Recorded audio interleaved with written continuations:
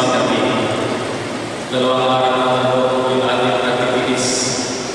Dalawang araw na loob yung ating pagising na lumaga. May tanong ko, sino sa inyo ang wala pang absent? Pakitaso yung kamay, yung wala pang absent. Pakibaba na ako. Mukhang marami mo sa atin yung nalilinding pangangailangan. Mukhang marami mo sa atin gusto makumpleto yung ilang na araw. Nagpapakasakaling may bigay sa atin yung ating hinihingin. Paalala ko, hindi ko mansin lang ang simbang gabi. At dahil pa itong araw na siguro marami sa atin ay nagkaroon ng bago at adlo. Hindi ba itong araw na maaga ng gigising kahit ganyan mga pare napabago rin at inaadlo. Kaya okay lang mo ba sa inyo kapag pag-ising lang mo ay magkakaroon muna tayo ng morning exercise. Alam niyo ba yung sumba? Yun ba yung gusto ngayon? Sino sa inyo nagsusumba? Marami pa rin nagsusumba. Pero hindi ko tayo nagsusumba. Ako masapak ko yung gagawin niyo. Gagawin lang mo natin ay kunting exercise na to sa ating mukha. Pagagawin lang mo natin ang ilang parte ng ating mukha. Okay lang mo yun? Alam ko, operative mo kayo kahit lang price na 500 pesos. Okay naman ba? So, una mo, pagagalawin lang mo natin yung ating mga kilay. Madali na mo yung kilay. Taas ka ba ito? Sa mga matatatay, talagang effortless sa kanila ang gagawin ko. Sa ngayon sila nakataas pa natin yung kilay. Okay lang po ba? Taas pabala mo yung kilay. 3 counts lang po. Okay, bibilangan mo lang po. Ready?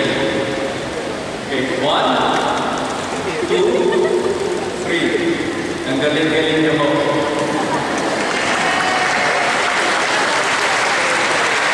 Hindi pa ako tapos. Yung pangalawa po, gagalawin din mo natin yung ating mga ilong. Okay lang po ba? Hinga lang po tayo ng ilalim. Palakihin lang po natin yung butas ng ating mga ilong. Gamitin lang po natin yung hangin. Papasok at palapasok ng ating mga ilong. Kaya ba? Para naman natin na tayo ay buhay. 3 counts lang po. Umpisahan na natin. 1, 2, 3. Stop na po. Okay, very good dito. Yung pangatlo, yung puso mo natin, yung lipso, ang gagawin nyo, ikuslin na po yung mga puso nyo. Hanggang saan mo yung abang ng puso nyo. Makapaan mo tayo ng puso. Okay, ano ba? Okay, 3 counts na natin po. Isahan na natin. Ready? 1, 2, 3. Okay, tama na po. Ang muli po, pang-apat. Combination mo ng tatlo. Okay lang po ba? Nakataas at kilay. Malaki ang butas ng ilong. At nakapasling mo yung puso. Kaya tayo ba? Nakawarta ko kayo. Yung pang-apat po ay kaya-kaya. Marunong lang po. Sumunod. Okay? Sa bilang. Okay? Kanya-kanya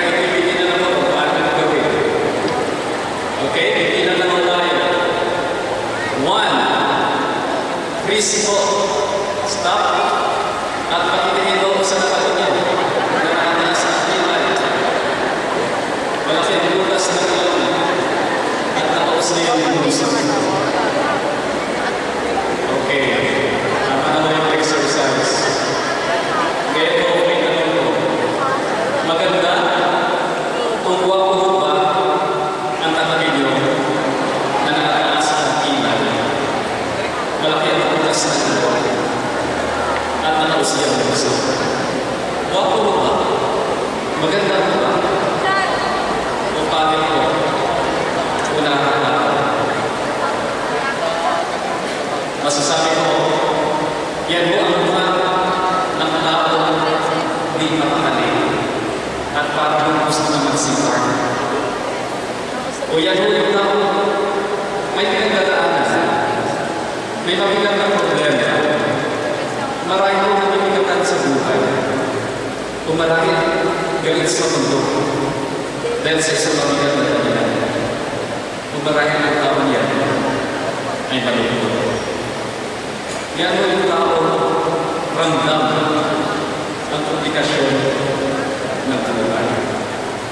Di mo ba paminsan-minsan narinig mo natin na sinasabi, life is complicated. May komplikasyon ang buhay. Kaya sino mo yung nagsasabi dito na life is simple? Sino yung nagsasabi dito na napakasimple lang ng buhay?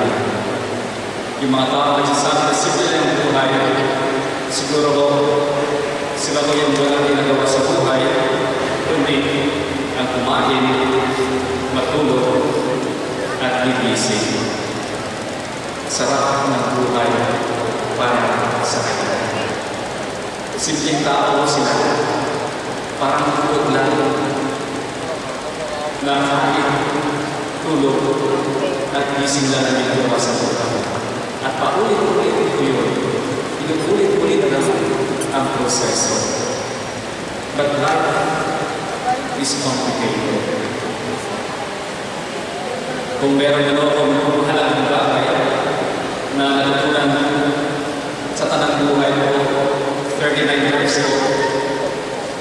years old na ako, kung may mahalagang bagay na ako natutunan, yun mo yung pagtanggap o pag-alam na ang buhay ay komplikado. Kahit sino naman, pari ka man, matali ka man, kulay ka man. Kaya ako, madalas kapag pinakilala ko yung sarili ko, sinasabi ko, I'm Father Felix Augustine III OP. I'm a priest. I'm still single, very much available, and it's complicated. Kahit minatawa ko, dapat komplikado ang buhay para sa akin. At lalo-lalo siguro sa mga may asawa. Life is complicated. May komplikasyon po ang buhay. Kahit ako ngayon kumain po tayo sa fast food, di ba? Na supposed to be, dapat mabilis at magaan yung pagkain natin sa fast food. Pero mapapansin natin minsan na napaka-complicated yung pagbuhay naman sa fast food. Parang napaka-komplikado sa atin yung proseso. Sinabi ko sa pag-usher ko, Miss, isang burger na. Tinanong ka agad ko, Sir, cheese, may cheese mo ba? Wala. Cheese, with cheese or without cheese? Sabi ko, kasi with cheese. Sir, with drinks mo ba? O sige, meron drinks. Juice mo ba? O soda? O sige, juice. Sir, upgrade mo ba? Sige, upgrade. With fries mo ba? With dessert mo ba? Mas lalo ang nagulo.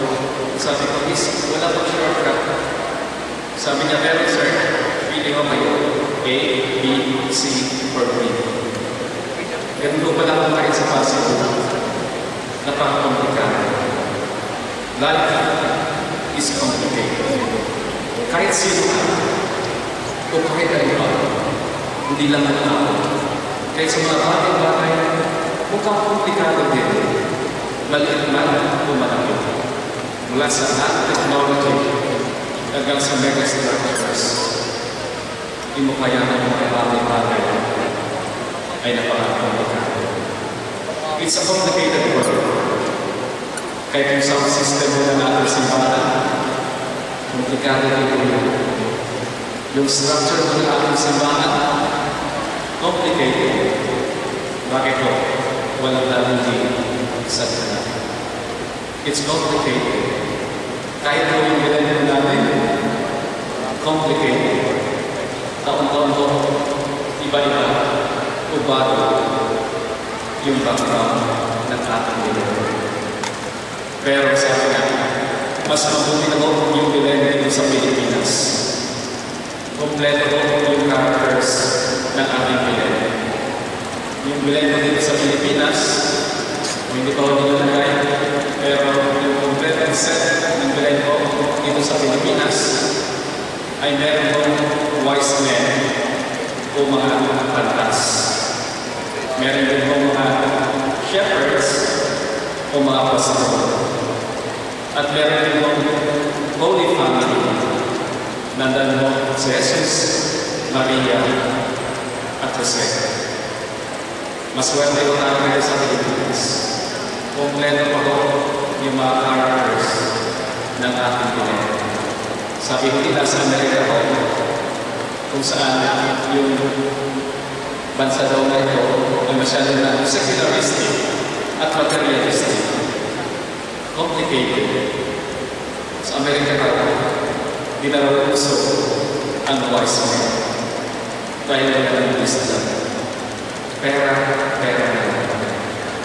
Sa Japan naman daw, masyadong progresibo yung bansa nito at masyadong mayaman. Kaya sa kanila daw, di na uso yung mga poor shepherds. Wala ng pastor. Wala ng saysay ng pastor. Dahil wala o kunti ang mahihirap. Sa Amsterdam, Netherlands naman daw po, kung saan legal ang prostitution. And that's very complicated. Di uso yung Mama Mary. Di uso. Dahil di uso ko ang mga perkere. Pero dito sa Pilipinas, kompleto tayo. Marami sa atin ang mga wanis. Marami sa atin ang mahihirap. May mga NSP, no boyfriend since birth, or NGSP, no girlfriend since birth. At higit sa lahat kung bakit kompleto yung mga characters dito sa Pilipinas, sa Bilen, higit sa lahat, marami sa Pilipinas ang ayaw.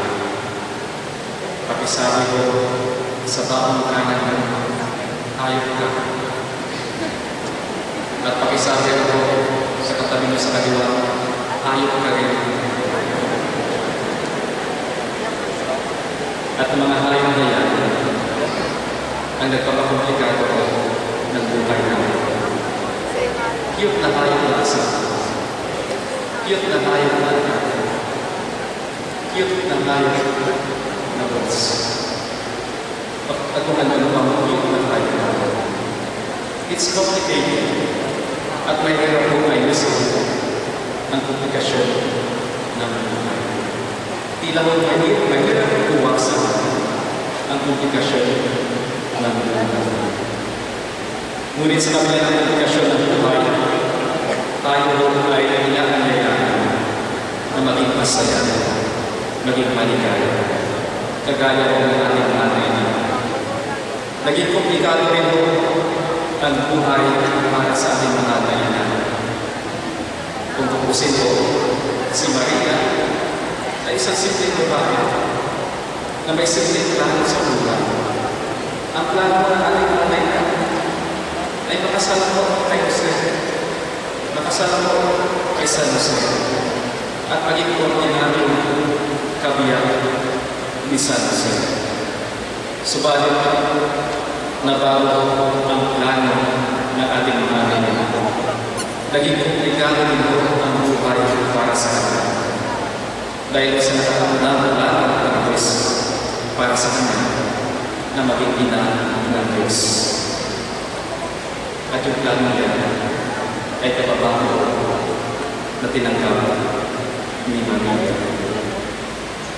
Ngunit sa kabila ng komplikasyon sa buhay, naging masaya po si Maria.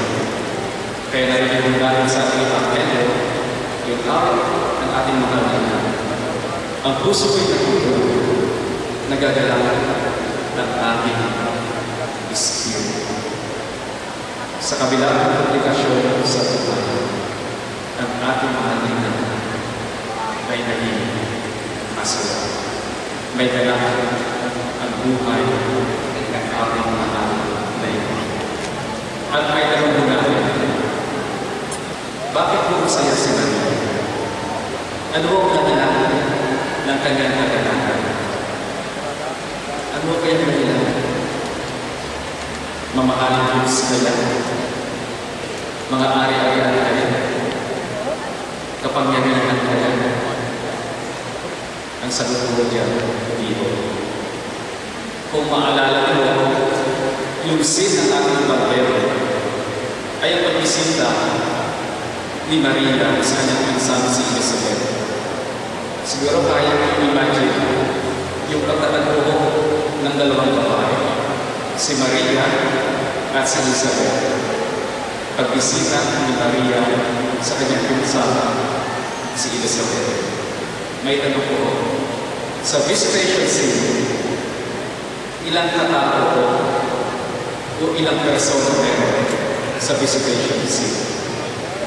Ilang persona meron sa visitation scene? Sino ay magsasabi ng dalawa? Pakitaso yung kamay.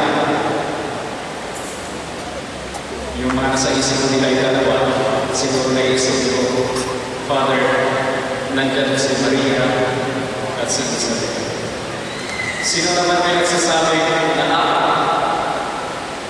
Father, apat yung persona o katao sa visitation scene. Nandyan si Maria, si Elizabeth, nandyan po si Juan Bautista na nasa sinapupunan ni Elizabeth at ang ating Panginoon Jesus na nasa sinapupunan ni Maria. Kaya sino naman ba nagsasabi na anim? Sino ba meron mo bang nagsasabi na anim? Yung nagsasabi ng anim, maraya na isip, nandun si Maria, si Elizabeth, si Juan Bautista, ang ating Panginoon Jesus, at yung panglima ay ang Diyos Ama. Dahil kung nasaan niya, andun ang mapagmahal na Ama. At yung pang-anim na persona ay Espiritu Santo. Dahil kung saan yung Ama at Anak, nandun ang Espiritu Santo. Nagagalak si Maria sa kabila ng komplikadong buhay dahil kasama niya ang Diyos. Father, Son, and Holy Spirit.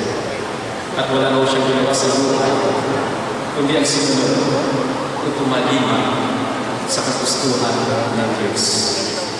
Wala nang ginawa ang ating mahal na ina, kundi ang isang tuparan ang plano ng Diyos para sa Kanya na maging ina ng Diyos.